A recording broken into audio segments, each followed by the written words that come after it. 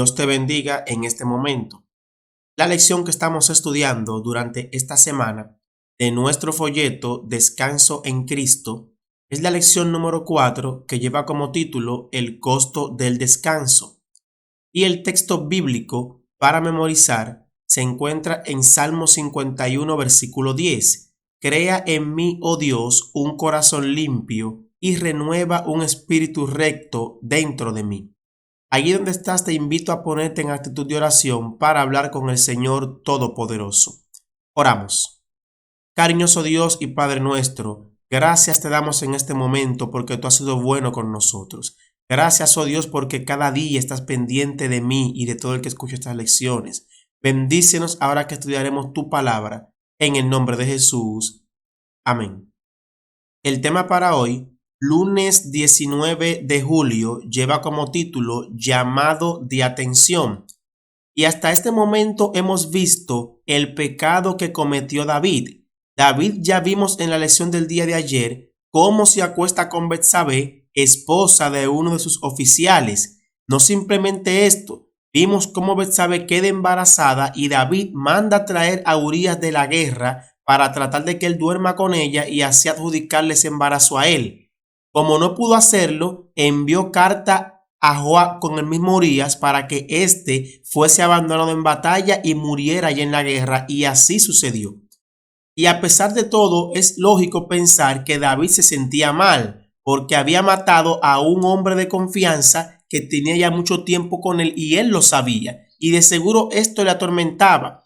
Y en este momento sombrío de la vida de David, el Señor le envía un profeta. Este profeta llevaba por nombre Natán. Ya David conocía a Natán. Anteriormente, en el capítulo 7, Natán le había aconsejado a él para que hiciese el templo del Señor cuando David fue a consultarle. Ahora, Natán no va a aconsejar al rey, sino a presentarle directamente un mensaje de parte de Dios. Cuando Natán llega donde David, en vez de acusarle directamente y de señalarle el mal que hizo, actuó inteligentemente y le contó una historia relacionada con el oficio que hacía David antes de ser rey, el oficio de pastor. Y le cuenta a David que había un hombre pobre y un hombre rico. El hombre rico tenía muchas ovejas y vacas, pero el pobre tenía una sola corderita. Y Natán dramatiza más la historia al decirle que esta corderita, el hombre pobre la tenía desde chiquita, la crió junto a sus hijos, bebía de su vaso, comía de su plato, hasta dormía con ella. Un día, dijo Natán, le llegó una visita al rico, y el rico quería prepararle algo de alimento a su visita, y no tomó una de sus ovejas, sino que tomó la corderita, la única que tenía el hombre pobre, y la guisó para el visitante. Aquí Natán entonces le hace la pregunta a David: ¿qué se debe hacer con este hombre que hizo tal cosa? La respuesta de David se encuentra en 2 de Samuel capítulo 12 y vamos a leerla. Capítulo 12, versículos 5 al 7. Allí dice: entonces se encendió el furor de David en gran manera contra aquel hombre y dijo a Natán: vive Jehová, el que tal hizo es digno de muerte y debe pagar la cordera con 4 tantos, porque hizo tal cosa y no tuvo misericordia. Entonces dijo Natán a David: tú eres aquel hombre. Vemos aquí que David se llena de ira al conocer esta historia. Él no sabía que el personaje principal era él. Y cuando escucha las palabras de Natán, de seguro estas palabras abrieron un hueco en el corazón de David. Entristecieron a David porque estas palabras le trajeron a memoria al rey que había hecho mal, no simplemente contra un hombre y una mujer, no simplemente contra una familia, sino directamente también contra el Señor.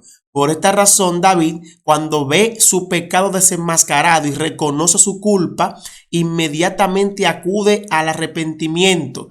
Y el Salmo 51 y este mismo capítulo nos narran cómo David se entristece por su pecado y cómo David se arrepiente inmediatamente por el mal que hizo, no simplemente contra el hombre, sino también contra Dios. Por eso el Salmo 51, que es el salmo del arrepentimiento de David por este mal, nos presenta cuando David dice: contra ti, oh Dios, contra ti solo he pecado. No es que David está diciendo que simplemente ofendió a Dios, sino que David reconoce que el pecado primeramente ofende a Dios y trae también consecuencias, obviamente, en nuestro ámbito humano, como lo fue para Urías y como lo fue para Betsabé y su familia. Evidentemente David experimentó un arrepentimiento verdadero. Es por ello que también allí él expresa lo que es el texto de memoria, el versículo 10 del Salmo 51. Crea en mí, oh Dios, un corazón limpio y renueva un espíritu recto dentro de mí. El rey supo lo que había hecho. El rey supo que había hecho mal, el rey supo que había pecado y al conocer su culpa inmediatamente, va en arrepentimiento a Dios. Cuán grande es Dios, que aún en nuestros momentos oscuros de nuestras vidas, Él no nos abandona, sino que nos envía amonestación, nos envía llamados de atención a través de su palabra para que volvamos al arrepentimiento y desistamos del mal que estamos cometiendo. Gloria y honra sea para nuestro Dios desde ahora y para siempre. Dios te bendiga. Vamos a orar.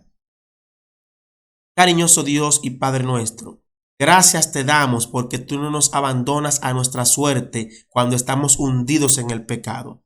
Gracias, Señor, porque nos envías mensajes de esperanza para alcanzarnos, darnos perdón y darnos salvación. En el nombre de Jesús. Amén.